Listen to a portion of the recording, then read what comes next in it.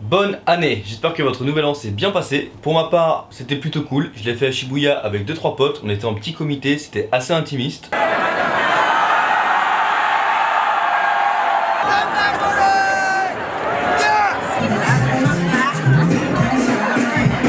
J'ai l'air d'un nain à cette table. Voilà, bienvenue dans mon palace japonais. J'ai pas énormément de place et j'ai pas un décor de fou furieux, mais voilà, donc là j'ai vraiment l'impression d'être un gnome. C'est la fin de 2018, voilà, on a attaqué cette nouvelle année, je suis un peu à la bourre, hein, puisque là on est le 6, mais je me suis dit que c'était l'occasion de tourner cette petite vidéo pour faire un petit bilan de 2018, de mon année au Japon, parce que si vous le savez, si vous me suivez sur les réseaux ou pas en fait, parce que c'est vrai que c'était un peu le bazar cette année pour moi, surtout sur YouTube, etc. Je suis revenu au Japon le 10 octobre de l'année dernière, donc 2017, avec un visa de travail. Donc voilà, c'est la nouvelle année, c'est l'occasion de vous parler de tout ce qui s'est passé cette année qui était très chargé pour moi et vous parler un petit peu de ce qui va arriver. Donc je suis à Tokyo. Pourquoi et comment je suis revenu à Tokyo? Alors, effectivement j'étais en Chine, j'étais à Shanghai et j'avais mon taf là-bas, etc., etc. Sauf que les procédures de visa ont mis beaucoup de temps. Tellement de temps qu'à un moment j'étais coincé à Hong Kong, je pouvais même plus rentrer en Chine parce que ils m'ont pas fait de visa à temps. Ce qui fait que, bah voilà, il fallait que je passe 10 jours hors de Chine. J'ai décidé de venir au Japon, c'était pas loin pour voir des amis et pour aussi dire bonjour aux gens de l'entreprise pour laquelle je bossais en freelance. J'écrivais des blogs pour une entreprise en freelance, donc je suis venu les voir à Tokyo. Je leur ai dit bonjour et ils m'ont proposé un travail. Donc là, visa à la clé, un an, négociable pour renouveler. Donc bon, moi j'avais un petit peu cette idée dans la tête de revenir au Japon en me disant j'ai envie de faire un deuxième round parce que voilà mon PVT, je vais mettre un petit link là vers ma vidéo sur mon PVT bilan. Voilà, mon PVT au Japon ça n'avait pas été la meilleure expérience et je me suis dit faut que je me rattrape. Je peux pas rester là-dessus. Donc j'ai décidé pour cette raison et pour d'autres raisons de revenir au Japon. Donc je suis retourné à Shanghai pour un mois. J'ai fait mes affaires et je suis revenu à Tokyo. Donc ça fait bientôt un an et demi là que je suis à Tokyo et que je travaille à plein temps. Alors comment j'ai trouvé ce job? Ça c'est vraiment une question qui revient énormément. Comment t'as trouvé ce travail à Tokyo? Comment tu fais pour faire de la photo à Tokyo? C'est trop cool. C'est vrai que c'est super cool. Et ça va me faire limite prétentieux en fait, mais moi j'ai pas trouvé le taf. On m'a trouvé, c'est eux qui m'ont trouvé via ma chaîne YouTube et mes blogs.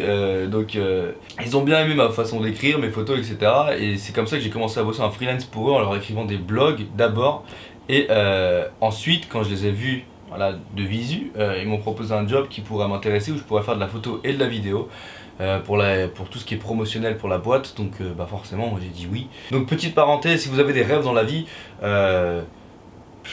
tentez le tout pour le tout. Franchement, moi ma chaîne YouTube, j'avais quoi 10 000 abonnés. Là j'ai 12 000, tu vois, mais j'avais 10 000 abonnés, c'est pas énorme, mais ça m'a quand même permis d'avoir des offres d'emploi, dont celle-ci que j'ai acceptée et qui me fait vivre au Japon aujourd'hui avec un visa travail. Donc voilà, YouTube m'a vraiment apporté énormément.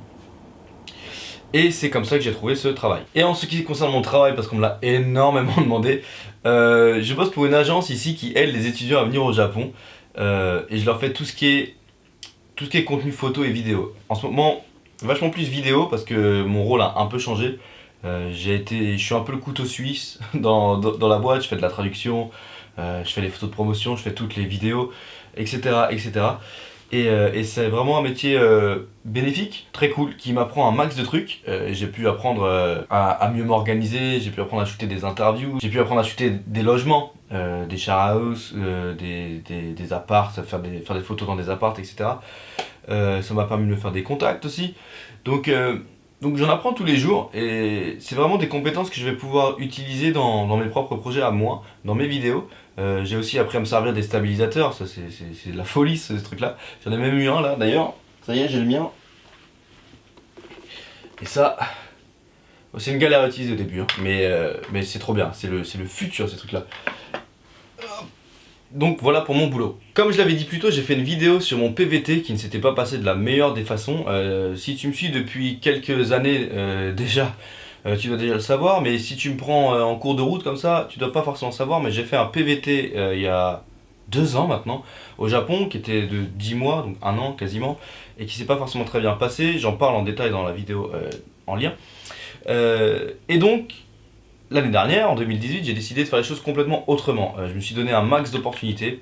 J'avais pas du tout les mêmes attentes. J'avais pas d'attente du tout en fait, pour être honnête. Je pense que c'est ça aussi la clé du bonheur. J'avais pas d'attente. Je me suis juste dit que j'avais des projets, je voulais les taffer à fond. Et voilà, peu importe ce qui allait se passer. Et j'étais pas venu non plus au Japon dans l'idée que j'allais me faire un max de potes japonais, etc. Ça, on en parle souvent, les étrangers en parlent souvent. C'est vrai que c'est compliqué dans cette société de se faire des véritables amis parce qu'on voit les choses différemment, tu vois. Je vois pas ça comme quelque chose de négatif, de positif. Je vois ça très très neutre. C'est juste que, voilà, c'est comme ça. Il y a des gens avec qui tu vas créer de vrais liens, mais le Japon, c'est un peu compliqué quand même.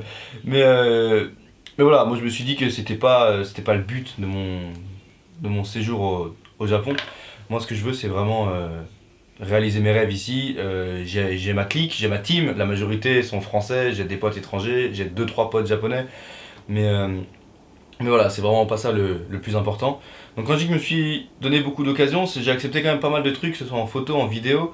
J'ai pu rencontrer par exemple, là je pense, j'ai rencontré Orelsan par exemple, j'ai fait des photos pour lui qui sont vraiment super cool sur son Insta. Je suis allé en Corée 2 fois, je suis allé à Séoul, une fois avec le boulot, une fois en perso.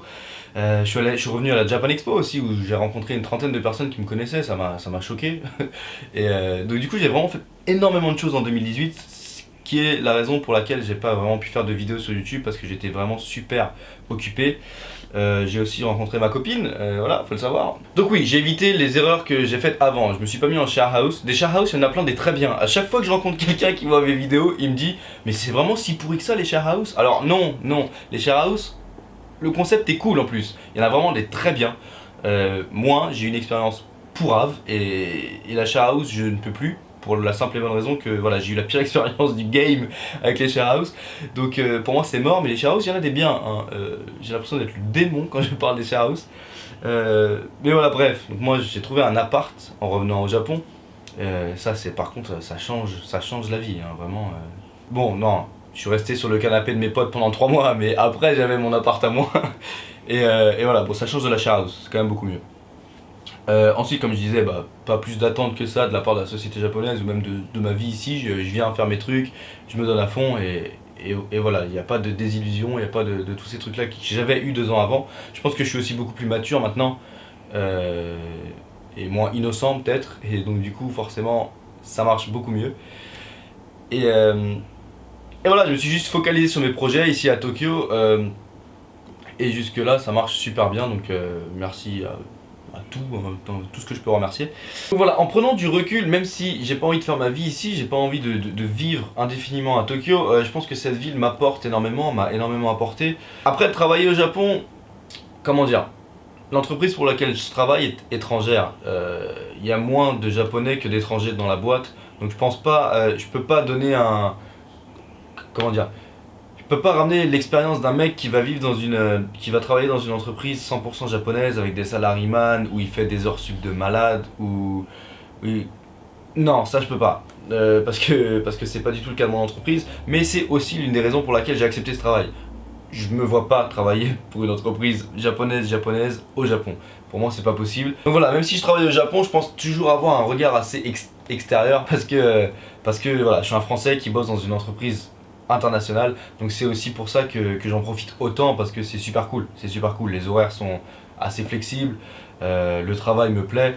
Donc, euh, donc voilà. Même si j'ai pas envie de vivre ici, j'ai envie d'en profiter un max, de prendre tout ce que ça m'apporte. Encore quelques mois. Et ensuite, on verra. Je vais aller faire un tour dans la campagne japonaise. Je pense qu'il y a beaucoup de choses au Japon que j'ai envie de voir. Il y a beaucoup d'endroits que j'ai envie d'explorer. Et donc ça va faire l'objet d'un très gros projet. Je vais lancer le plus gros projet de ma vie, je pense, très bientôt. Je ne vais pas en parler tout de suite parce que pour des raisons qui vont être évidentes bientôt. Mais voilà, dans les semaines à venir, dans les vidéos à venir, je pense que je vais en parler. Et ça va se passer au Japon. Et ça risque d'être vraiment, vraiment très très cool. Donc j'espère que vous serez tous au rendez-vous pour me suivre, pour nous suivre.